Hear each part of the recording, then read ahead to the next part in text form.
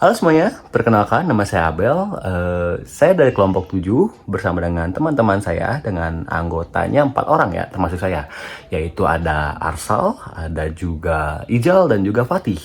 Nah, di kali ini kita mau ngejelasin apa sih gitu di video ini gitu ya. Kita mau menjelaskan proyek yang telah kita kerjakan beberapa minggu ini, yaitu Smart Event dan Crowd Management System. Nah, mungkin untuk secara penjelasan lebih lanjutnya itu akan saya serahkan kepada teman saya. Dan sebelum kita lanjut ke video penjelasannya, saya mau disclaimer dulu, terutama untuk Ibu dosen Bu Siti Mariam ya.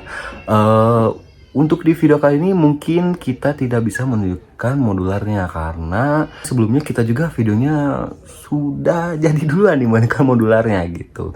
Tapi Ibu bisa langsung cek aja nanti di Google Colab yang kita cantumin linknya di YouTube kita ini. Dan mungkin sedikit insight aja di sini. Nih, seperti ini ya. Itu. Ini modularnya. Nanti Ibu bisa cek secara lebih lengkap lagi di Google Colab kita ya.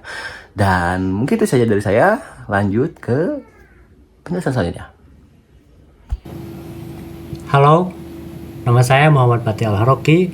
Di sini saya mau cerita sedikit nih. Kenapa sih kelompok kami sampai kepikiran buat bikin smart event dan crowd management system ini? Bayangin aja, kalian datang ke sebuah event besar, tapi pas di sana malah bingung. Rutenya kemana, antrian workshopnya yang berantakan, ditambah lagi jadwal eventnya yang acak-acakan gak karuan. Bakalan pusing kan? Nah, berawal dari masalah-masalah nyata itu, kami hadir bawa solusi berupa aplikasi simulasi manajemen event berbasis CLI. Tujuan utamanya sangat jelas, kita pengen mengimplementasikan konsep-konsep struktur data yang udah kita pelajari di kelas, mulai dari graph, queue, tag, linked list, sampai ke BST, ke dalam satu studi kasus yang konkret.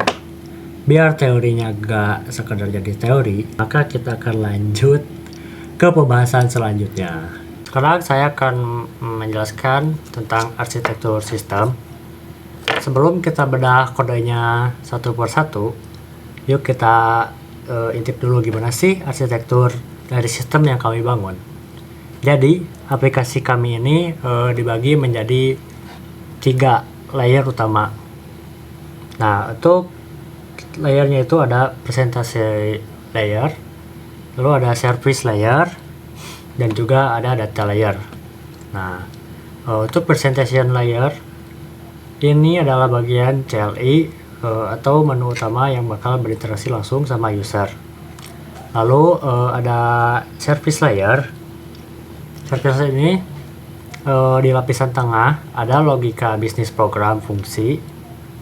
Utamanya adalah menjembatani input dari user ke struktur data kita, melakukan validasi seperti mengubah format dari jam 9.00 menjadi 09.00, serta mengatur fungsi kendali seperti jalannya fitur undo. Lalu terakhir ada data layer. Di lapisan paling bawah, inilah jantung dari aplikasi kami. Seluruh data tidak disimpan di database eksternal, melainkan dikelola langsung di memori menggunakan 5 struktur data utama yang saling terintegrasi seperti graph, linked list, dan stub. Lalu BST. Oke, arsitekturnya udah kebayangkan? Lalu kita akan lanjut ke materi selanjutnya yang akan dijelaskan oleh teman saya. Oke semuanya, kali ini bersama saya Arsal di sini dalam proyek Smart System Management Event ini. Saya berperan sebagai sistem arsitektur yang mengendalikan atau membuat beberapa fitur atau main fitur di proyek atau program ini. Langsung saja saya akan menjelaskan beberapa fitur yang saya buat dan akan didemokan aja. Oke, kita bakal langsung ke fitur yang pertamanya, yaitu fitur untuk melihat atau view dari mapnya atau peta lokasinya. Di sini lokasi itu berada di menu 1 atau menu pertama. Jika kita lihat di sini, nah kita ada view event map dan kita akan mencoba view event mapnya ya. Nah, kita bisa melihat ininya tuh. Nah, jadi si fitur lokasi ini tuh berhasil memetakan lokasinya secara terintegrasi ke programnya. Kalau misalnya kita tanya bagaimana cara kerja struktur data di baliknya itu, saya mengimplementasikan undirect graph menggunakan agency list berbasis dictionary. Di sini ini kodenya. Kemudian si lokasinya itu, setiap lokasi akan menjadi vertex dan jalurnya menjadi edge. Agency list itu sangat efisien karena sistem bisa langsung melihat daftar tetangga dari suatu lokasi tanpa harus mengecek seluruh peta. Kemudian selanjutnya ada fitur pencarian rute terpendek, ada di kedua lebih tepatnya.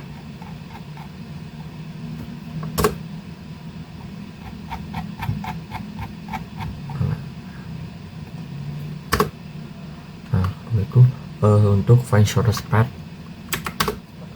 misalnya kita itu akan menginput gate lokasi awalnya, gate, kemudian lokasi tujuannya misalnya kita akan ke exit. Nah, kita akan langsung beritahu rute terbaik ditemukannya seperti apa. Jadi ini tuh kita tuh saat mencari jalan dari gate ke exit, kita akan mulai dari mengecek semua area di sekitarnya terlebih dahulu, yaitu hall A dan hall B. Kemudian dari hall B, sistem langsung menemukan exit. Pencariannya langsung terhenti dan rute terbaik berhasil dicetak di CLI tadi gitu. Sesuai ininya di sini kita berhasil menemukan rutenya. Nah, tadi ini. Kemudian selanjutnya itu itu secara tidak langsung menjawab salah satu pertanyaan yang keempat ya, untuk rute terpendek ini itu. Kemudian selanjutnya ini tuh kita akan menjelaskan bagaimana ini bisa terjadi di kodenya gitu. Saya menggunakan algoritma BFS atau breadth first search. BFS ini menggunakan antrean atau queue untuk mengeksplorasi. Mana kita cari BFS.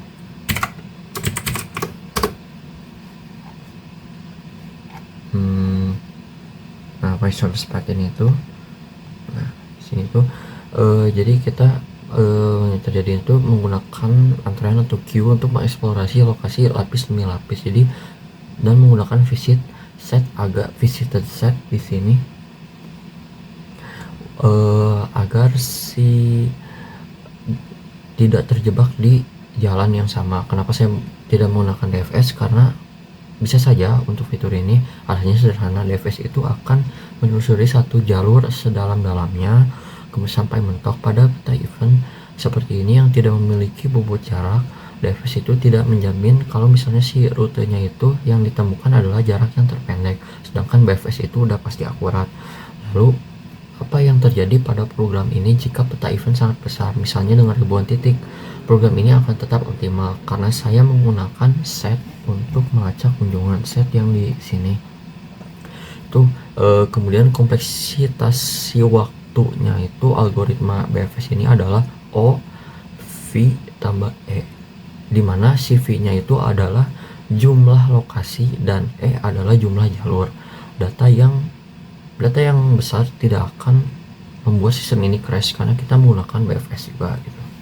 Nah, itu tuh saya menjawab pertanyaan yang pertama, terus Q2 dan Q3, pertanyaan 1, 2, dan 3. Kemudian terakhir sebagai penutup, mungkin arsitektur atau sistem yang program saya buat dan teman-teman saya buat ini adalah yang terbaik, adalah yang paling terhubung. Jadi bisa kita lihat di sini di main menu di sini tuh. Nah, di sini tuh ini tuh ada blok baris history, edit history, dan undo stack push. Nah, ini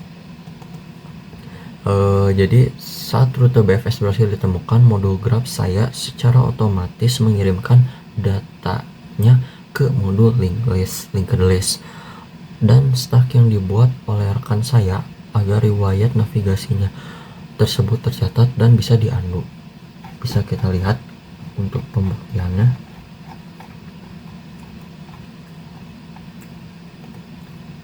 Kita bisa melihat activity history-nya.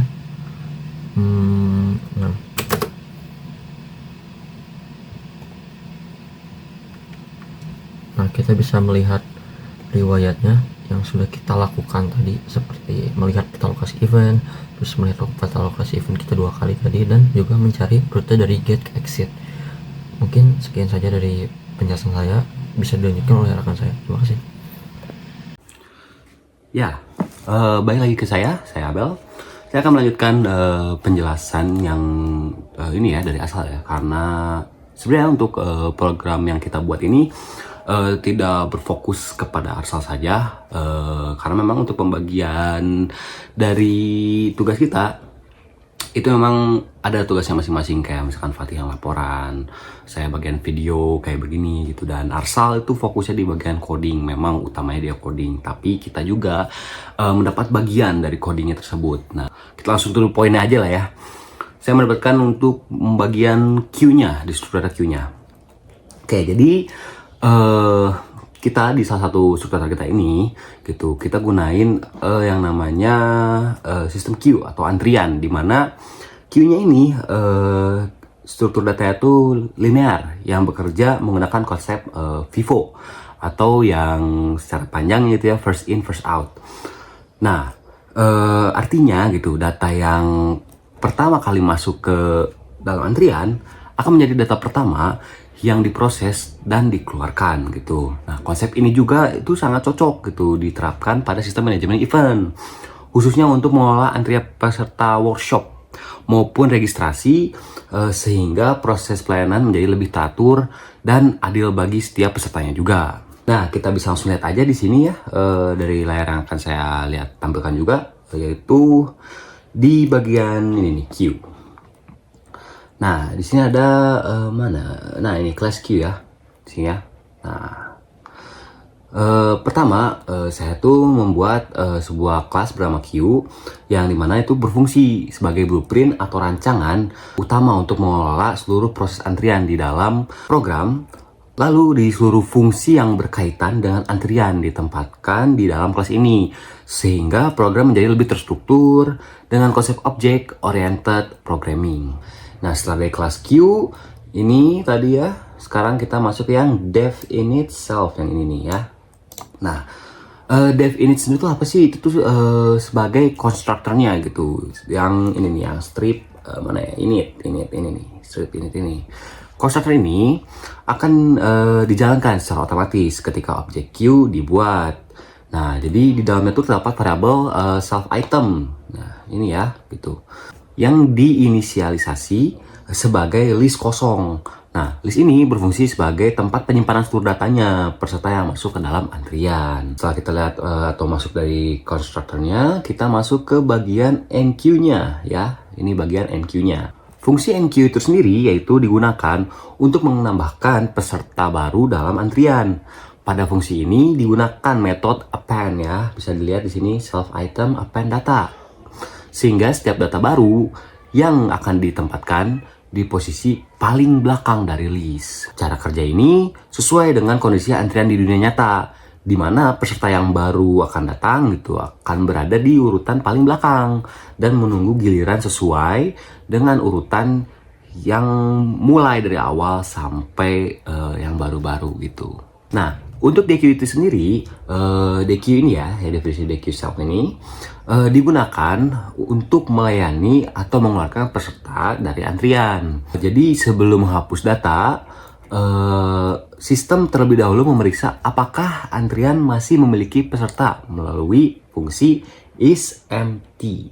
Yang ini ya, itself is empty, yang ini nih ya. Nah, jika antrian kosong, program akan menampilkan pesan bahwa tidak ada peserta dalam antrian. Namun, apabila terdapat peserta, maka digunakan metode pop yang ini ya, return self item pop yang 0 ini. Yang berarti sistem mengambil data pada indeks pertama. Nah, di fungsi selanjutnya ada isEmpty ya, definisi isEmpty ini. Nah, berfungsi sebagai atau bertugas memeriksa apakah list antrian masih kosong atau tidak dengan melihat jumlah data yang tersimpan. Nah, jika panjang list sama dengan 0, maka fungsi akan mengembalikan nilai true. Sebaliknya, apabila masih terdapat data, maka fungsi akan mengembalikan nilai atau sama dengan false gitu. Nah, untuk pemeriksaan ini penting kenapa? Agar program dapat menghindari kesalahan ketika proses pengambilan data dilakukan pada antrian yang kosong. Selanjutnya di sini ada display. Display ini sendiri itu baik lagi bahasa Indonesianya tampilan lah ya. Berfungsi untuk digunakan sebagai menampilkan seluruh peserta yang sedang berada di dalam antrian. Nah, fungsi ini juga terlebih dahulu mengecek apakah antriannya kosong atau tidak gitu. Jika kosong, program akan menampilkan informasi bahwa belum ada peserta workshop sama sekali di dalamnya. Namun, apabila terdapat data, maka setiap peserta yang akan ditampilkan menggunakan enumerate ya. Ada di sebelah sini nih, yang ini saya tandain, yang ini ya, enumerate. Nah, itu sehingga nomor urutnya itu peserta dapat ditampilkan secara otomatis dimulai dari angka 1. Ada juga bubble short. Nah, bubble short ini kayak gimana sih gitu. Jadi selain operasi dasar queue-nya saja gitu, kami juga gitu menambahkan algoritma bubble short. Bubble short digunakan juga untuk mengurutkan data peserta berdasarkan urutan alfabet.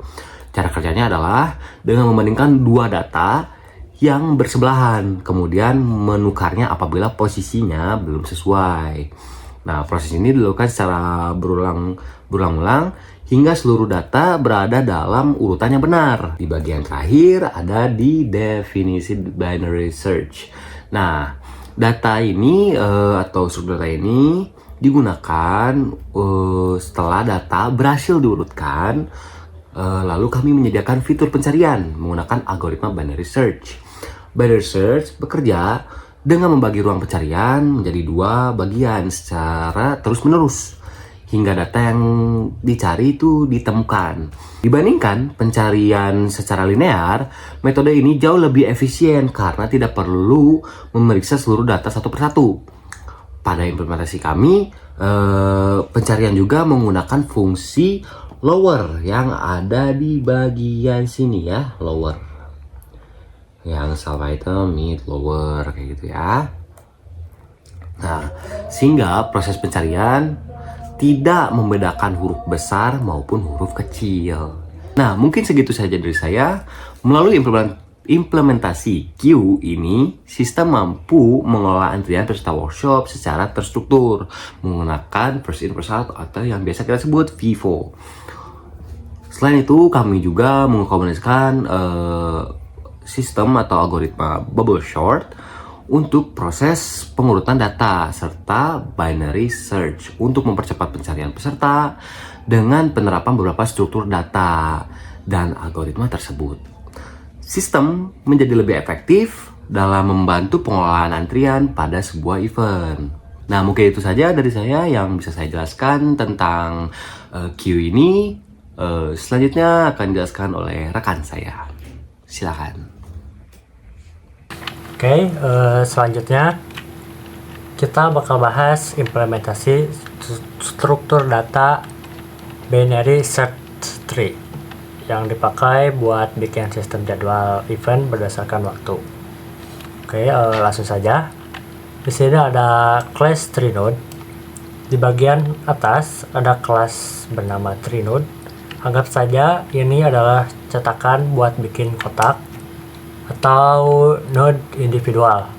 Setiap kali kita buat jadwal baru, kotak ini bakal menyimpan data waktu, nama event, serta punya dua cabang, kosong, kiri dan kanan. Lalu ada kelas BST. Nah, ini adalah rumah besar atau sistem utama pohonnya. Pas pertama kali dibuat, akarnya bakalan self group atau masih kosong alias none. Lalu selanjutnya ada fungsi insert. Fungsi ini gunanya untuk menambah jadwal baru. Menariknya di sini ada logika formatting otomatis. Kalau kita input waktu format 4 karakter kayak 9:30,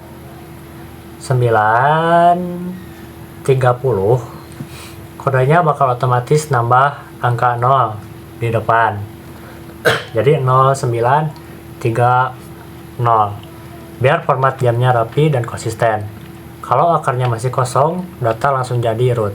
Tapi kalau udah ada standnya, dia bakal manggil fungsi rekursif buat nyari tempat yang cocok. Selanjutnya ada fungsi insert rekursif. Disinilah keajaiban pohon biner terjadi. Aturan BST itu simpel banget. Data yang lebih kecil ditaruh kiri dan yang lebih besar ditaruh kanan. Fungsi ini mengecek kalau waktu event baru lebih awal dari node sekarang, dia bakal melipir ke kiri. Kalau waktu lebih akhir, dia bakal geser ke kanan. Dia bakal terus nyari ke bawah sampai ketemu tempat kosong yang pas. Lalu ada fungsi display schedule dan in order recursive. Dua fungsi ini bertugas buat nampilin semua jadwal yang udah kesimpan. Kita pakai metode in order traversal secara otomatis. Cara baca ini bakal mengurutkan jadwal dari waktu yang paling awal sampai paling akhir. Jadi hasilnya nanti bakal berurutan rapi dari pagi sampai malam. Selanjutnya ada fungsi search schedule. Sama seperti pas insert, fungsi pencarian ini juga otomatis merapikan fungsi format input waktu kita dulu. Setelah itu, dia minta bantuan fungsi rekursif untuk nyari datanya di pohon. Selanjutnya ada fungsi search rekursif. Karena struktur pohon kita udah rapih, kiri lebih kecil, kanan lebih besar, proses pencarian jadi cepet banget. Sistem tinggal ngecek apakah jamnya sama. Kalau iya, langsung balikin nama eventnya. Kalau jam yang dicari lebih kecil, sistem langsung fokus nyari ke cabang kiri. Kalau lebih besar, langsung lompat ke cabang kanan. Jadi kita gak perlu ngecek seluruh data satu persatu dari awal. Lalu sini ada menu pilihan 3. Ini adalah bagian user interface berbasis teks. Begitu pengguna memilih opsi 3, sistem langsung menampilkan seluruh jadwal yang ada menggunakan fungsi display schedule tadi. Lalu mencatat aktivitas tersebut ke dalam history. Opsi 1, tambah jadwal. Bagian ini bakal meminta input waktu baru dan nama baru dari pengguna. Lalu memanggil fungsi insert untuk dimasukkan ke dalam struktur data pohon BST. Lalu opsi 2, cari jadwal. Pengguna tinggal memasukkan jam yang ingin dicari. Lalu sistem menjalankan fungsi search schedule untuk menampilkan apakah ada event di jam tersebut atau tidak. Jadi, dengan menggunakan struktur data BST ini, pengelolaan jadwal kita kecuman rapi, tapi proses pencarian dan pengurutan datanya juga jadi jauh lebih efisien dan cepat. Gitu.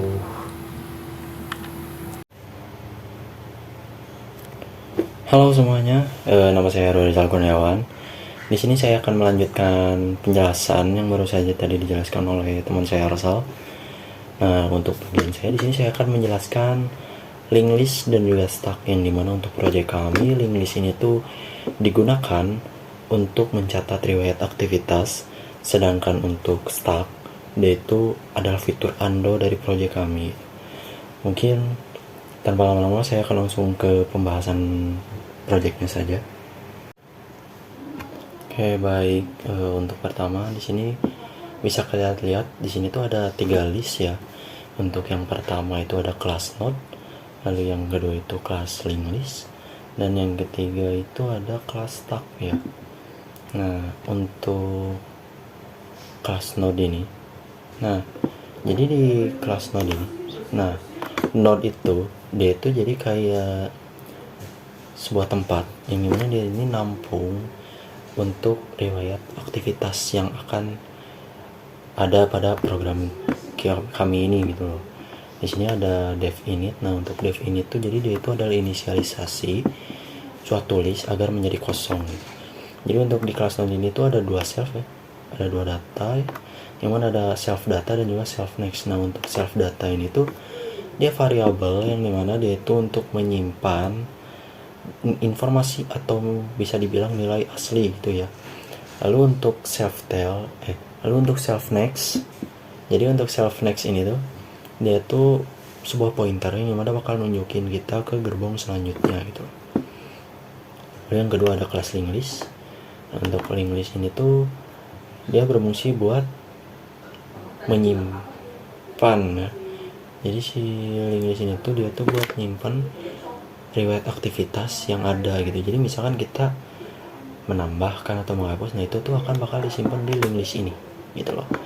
Nah, di sini untuk self head dan self tail. Nah, untuk self head ini tuh dia tuh menunjuk kepada bagian paling atas, bagian paling pertama atau alias head, yaitu kepala.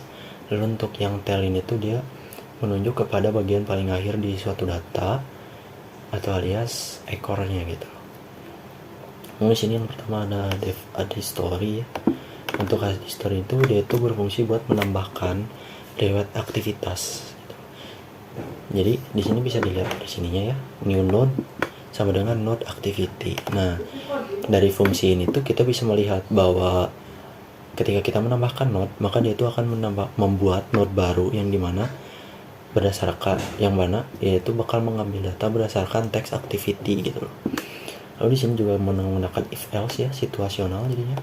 Jadi jika self head yang kita cek, jadi ketika kita mengecek history dan ternyata data history tersebut kosong, maka new node yang baru saja kita tambahkan otomatis akan menjadi bagian kepala, yaitu head, dan juga ekornya, yaitu tail sekaligus. Kecuali yaitu else, ketika kita mengecek history dan ternyata history-nya tersebut sudah ada isinya, maka si new node yang baru saja kita tambahkan itu otomatis akan menjadi ekor atau tail pada data tersebut. Jadi otomatis si posisi ekornya ini tuh bakal berpindah kepada node yang baru saja kita tambahkan gitu loh, atau alias history yang kita tambahkan gitu loh. Lalu di sini untuk ada display history self ya, ini segini. Nah, untuk display history self ini tuh sini dia untuk mengecek, jadi dan juga menampilkan sih.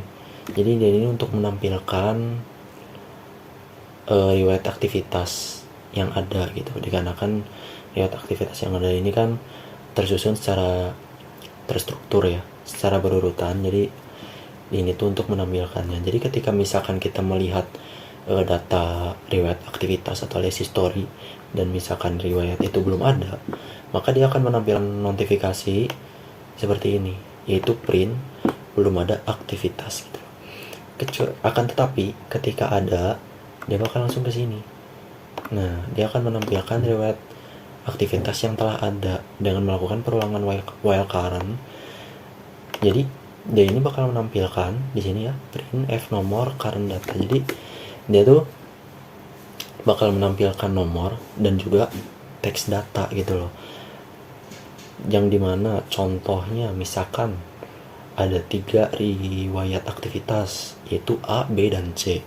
Nah, jadi di sini tuh misalkan yang pertama itu A, nanti dia akan pindah ke yang selanjutnya, berarti nomornya itu bertambah 1 di sini, yaitu berarti yang kedua yaitu B, dan yang ketiga itu C, seperti itu contohnya. Jadi untuk perulangan while current ini dia itu bakalan terus berulang hingga ujung list gitu. Lalu di sini ada dev search history ya, ini untuk mengecek riwayat aktivitas dengan kata kunci tertentu, karena di sini ada keyword ya, di sini di bagian ini. Nah, ini dia. Jadi kita bisa mencari riwayat dengan kata kunci tertentu gitu. Lalu di sini juga menggunakan ini lower. Jadi lower ini tuh ketika misalkan kita mencari sesuatu, meskipun dengan caps lock itu tuh tidak akan berpengaruh gitu. Meskipun mau itu huruf kita yang kita ketika itu kecil ataupun besar, itu tidak akan terpengaruh gitu. Jikalau misalkan data yang kita cari itu ada, maka dia akan menampilkan nomor dan juga teks dari data tersebut gitu. Kecuali jikalau misalkan yang kita temukan yang kita cari itu tidak ada, maka dia akan menampilkan notifikasi riwayat tidak ditemukan seperti itu. Lalu di sini ada delete history. Nah, untuk delete history ini untuk delete history ini dia itu untuk menghapus riwayat aktivitas yang ada. Sama seperti untuk mencari ya, dia ini menggunakan keyword juga, jadi menggunakan kata kunci tertentu gitu loh. Nah, di sini kan ada fungsinya previous sama dengan none. Jadi previous ini tuh dia tuh berguna banget buat nyatet node sebelum node yang mau kita hapus gitu loh. Di sini juga memakai lower ya, yang dimana tidak akan berpengaruh pada besar atau kecilnya huruf yang kita input. Nah, if previous none, jadi itu menandakan kalau misalkan data yang misalkan mau kita hapus itu yaitu berada di head atau alias di bagian kepala, maka otomatis posisi kepala itu dia bakalan berpindah ke yang selanjutnya gitu loh. Kecuali kalau misalkan kita menghapus dari misalkan data yang mau kita hapus itu berada di tengah atau di tail, yaitu di ekor, maka si reaksinya itu dia tuh bakal bakal lompat melewati data current dan langsung menuju current next untuk memutus rantai node tersebut gitu loh. Dan misalkan ketika kita mencari dan menghapus riwayat itu berhasil, dia akan menampilkan riwayat data yang kita cari berhasil dihapus. Akan tetapi ketika misalkan kita mau mencari dan itu tidak ada, maka dia akan menampilkan riwayat yang kita cari tidak ditemukan untuk dihapus. Begitu. Lalu untuk di sini ada class tag ya. Ini berfungsi buat mengundo. Jadi fungsi ini tuh untuk undo. Jadi untuk menggagalkan proses ya. Nah, di sini ada beberapa dev lagi. Untuk dev init itu adalah inisialisasi untuk list kosong, yang dimana list kosongnya ini bernama item, yang dimana dia ini tuh bakalan menampung untuk data undo yang akan kita masukkan gitu. Jadi misalkan kita mengundo sesuatu, itu tuh bakal tersimpan di item ini gitu. Lalu di bawahnya ada dev push ya. Ini tuh berfungsi buat menambahkan data. Jadi ketika misalkan kita mengundo suatu aktivitas, maka push ini tuh berfungsi untuk menambahkan apa yang kita batalkan tersebut ke item gitu. Lalu untuk di bawahnya itu ada pop ini tuh berfungsi untuk menghapus data dari tumpukan undo yang kita dapat gitu loh. Jadi untuk di sini kan di item, nah jadi untuk di pop ini tuh ketika kita mengecek data di item, data undo, ketika item tersebut memiliki beberapa data undo, maka pop itu akan mengambil yang paling akhir untuk dihapus gitu loh. Tapi ketika kita mengecek data di item dan tidak ada data tertumpuk di sana, maka si pop ini akan mengembalikan nilai sebagai none. Nah, untuk yang terakhir yaitu def is empty. Dia ini untuk mengecek apakah ada tumpukan data atau tidak pada item.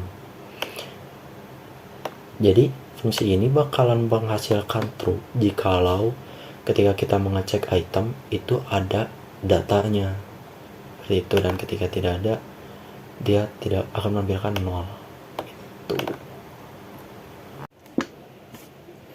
Baik, di sini saya akan menjawab pertanyaan yang tersedia ya. Dikarenakan pertanyaan nomor 1 dan sampai dengan nomor 4 itu telah dijawab oleh kawan saya Arsal sebelumnya, maka di sini saya akan menjawab pertanyaan terakhir, yaitu pertanyaan nomor 5, yang dimana pertanyaannya itu adalah apa sih perbedaan implementasi stack dari kelompok kami dengan collection DQ bawaan Python. Oke, sebelum menjawab pertanyaan perbedaan, jadi kan kalau untuk collection DQ dia tuh bisa dibilang dia tuh under the hood, dia tulis dia tuh di bawah terpal. Yang gimana collection DQ ini juga dia tuh ngegunain doubling list. Jadi kalau misalkan data yang dimilikinya itu cukup masif atau alias besar, collection DQ ini tuh jauh lebih stabil dikarenakan dia tuh murni punya kompleksitas untuk mengurusi operasi di kedua ujungnya gitu loh. Sedangkan di kelompok kami itu menggunakan list biasa sebenarnya, yang dimana di list bawaan Python yang biasa yang kami gunakan itu kami menggunakan append untuk penambahan data dan juga push untuk append untuk penambahan data dan juga pop untuk penghapusan data gitu. Lalu kami memakai list bawaan ini juga dikarenakan bisa dibilang list bawaan ini tuh cukup efisien gitu loh. Dikarenakan riwayat aktivitas kami ini bisa dibilang sederhana dengan data yang tidak terlalu masif gitu loh. Yang gimana list bawaan yang praktis ini tuh cukup efisien untuk program kami gitu loh. Dikarenakan operasi untuk list yang biasa ini juga kan dia tuh berjalan secara terrobotisasi ya, yang dimana penambahan atau alias penghapusan data tuh dia cuma terjadi di bagian belakang saja gitu. Jadi ya bisa dibilang cukup praktis gitu untuk riwayat aktivitas kami yang sederhana. Mungkin sekian dari penjelasan dari saya. Terima kasih semuanya yang sudah menonton. Semoga kalian menambah wawasan dan menjadi orang yang bermanfaat. Terima kasih banyak.